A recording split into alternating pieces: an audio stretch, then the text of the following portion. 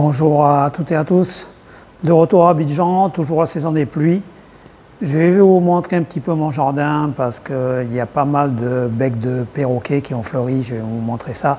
Et puis après on démarre la vidéo, on se lance dans le vif du sujet. Allez, on y va. Vous voyez le ciel, hein, c'est couvert, ça fait des mois, saison des pluies, on est à l'équateur. Hein. Climat équatorial, c'est l'hiver, hein, saison des pluies. Alors, les fleurs dont je vous parlais, et d'ailleurs il pleut là. Ça, les becs de perroquet.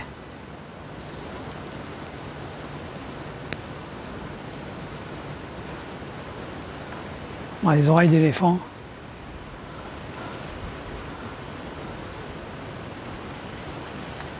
Des bougainvilliers. Puis au fond, partout, des becs de perroquet. Puis des grandes plantes tropicales. Bon, maintenant on va parler un peu plus sérieusement, après avoir fait le tour. Je vais vous montrer une orchidée. J'aime bien les orchidées.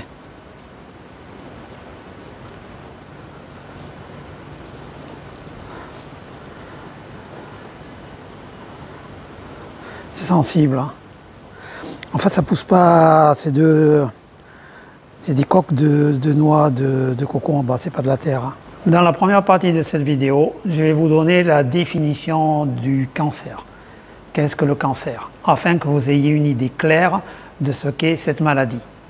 Puis, dans la seconde partie, je vais vous mettre quelques extraits de vidéos réalisées par des personnes totalement incompétentes au niveau du traitement de cette maladie. Si vous réfléchissez juste l'espace d'une seconde, vous comprendrez bien que ces individus ont un comportement totalement pathologique. Alors soyez un peu adulte et apprenez à regarder la vérité en face, même si vous ne l'appréciez pas. À mon avis, il vaut mieux une vérité crue qu'un mensonge qui rassure. Plus de 60 000 milliards de cellules composent le corps humain. Lorsque le corps en a besoin, nos cellules vont alors se dédoubler et remplacer les cellules qui sont en fin de vie ou qui sont défaillantes.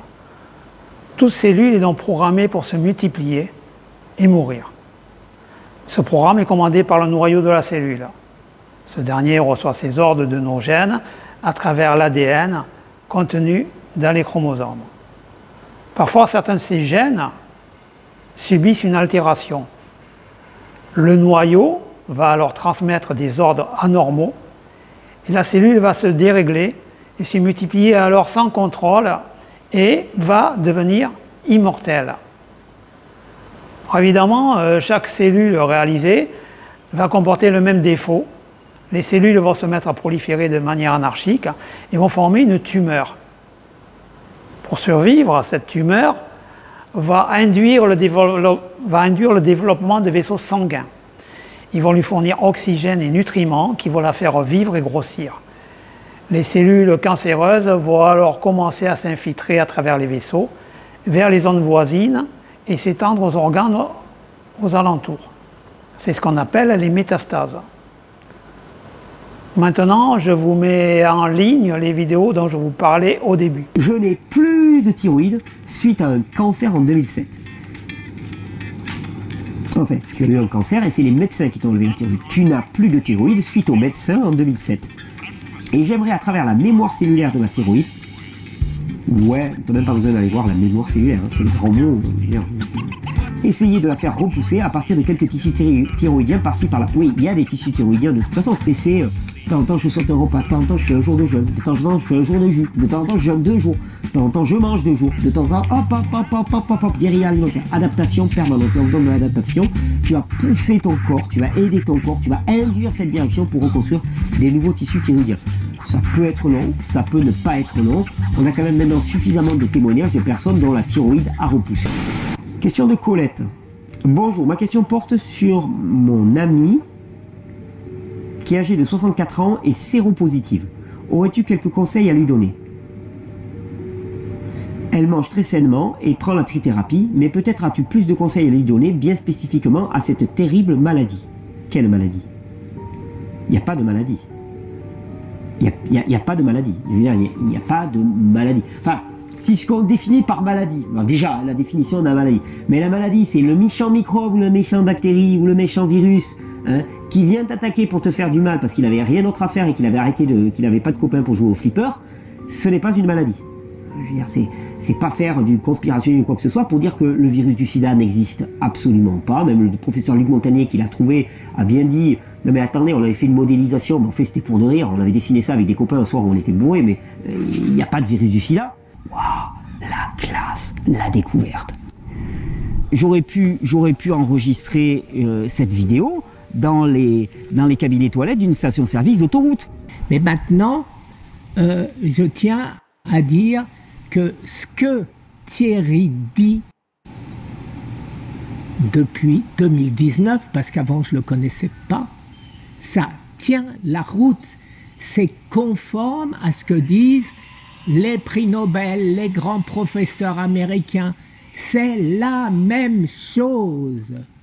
Alors les amis, petit coup de gueule en défense de Thierry Casasnovas, qui ne fait que prôner la santé. Et alors la marmotte, elle met le chocolat dans le papier d'alu. Mais bien sûr. On va discuter un peu de ces vidéos. Les croyances autrefois en des extraterrestres destructeurs ou des fins du monde prophétiques ont laissé place à des nouvelles promesses, notamment dans le domaine de la santé. On assiste à un retour de la médecine d'autrefois, celle du Moyen-Âge, la médecine avec les purges, la médecine chinoise traditionnelle, également toutes les médecines en rapport avec la nature, les bains froids, la méditation. Et il y a un phénomène nouveau qui se met en route aussi, les gens ont besoin de communiquer avec leur médecin. Auparavant, ce n'était pas le cas, on le croyait sur parole. Généralement, ces derniers, les médecins, ont peu de temps, ce qui permet aux escrocs de s'infiltrer dans leur vie. Dans la vie des malades, évidemment. L'espoir, c'est l'arme numéro 1 des pseudo-gourous, l'espoir d'un mieux-être, l'espoir d'une guérison miraculeuse ou d'une vie meilleure. Et cet espoir, dans la quasi-totalité des dérives du domaine de la santé, est placé dans le malade lui-même. Le pseudo-thérapeute va expliquer à sa cible qu'elle-même a un pouvoir sur son état, tout en dénigrant évidemment la médecine conventionnelle. Ils vont faire dire aux gens ce qu'ils ressentent et leur expliquer qu'ils se sont fait avoir. Ils vont affirmer que le médecin est une personne qui récite et qui ne comprend pas la maladie. On va t'expliquer que tout vient de toi. Tu y mets de ta santé et qu'en fait, finalement, si tu vas mal, c'est un peu de ta faute. Voilà. Parce qu'en fait, tu n'appliques pas les bonnes méthodes. Ton esprit est tout puissant. Tu peux guérir si tu le veux. Et ça, c'est ce qu'on appelle la suggestion. C'est très employé par les gourous.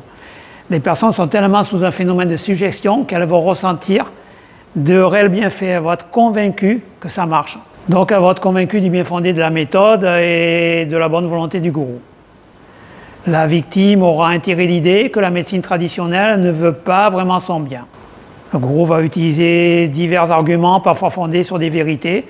Il va se servir des scandales sanitaires légitimes, par exemple, pour les généraliser et semer le doute et la défiance dans l'esprit de la victime. Voire tous les médicaments qui ont été retirés dernièrement de la vente. La victime sera isolée de plus en plus de ses proches et de sa famille. Et petit à petit, la victime, le malade, devient un adepte.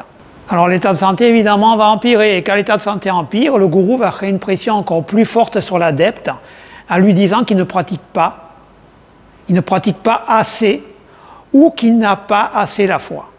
C'est ce qu'on appelle l'allégorie, c'est ce que j'appelle l'allégorie de la bicyclette. C'est-à-dire en bicyclette, si tu ralentis, tu tombes, tu dois tout le temps continuer en permanence à pédaler pour éviter la chute. Or, c'est ce que font les gourous, c'est que peu importe le résultat sur ta maladie, il faut que tu continues à accélérer. Peu importe que tu leur expliques que ça ne fonctionne pas, à chaque nouvel échec, ils vont te trouver des nouvelles explications. Mais dans tous les cas, à la fin, c'est toi qui vas tomber. Et là, ça sera ta mort. Or, il faut savoir qu'il y a deux types de gourous.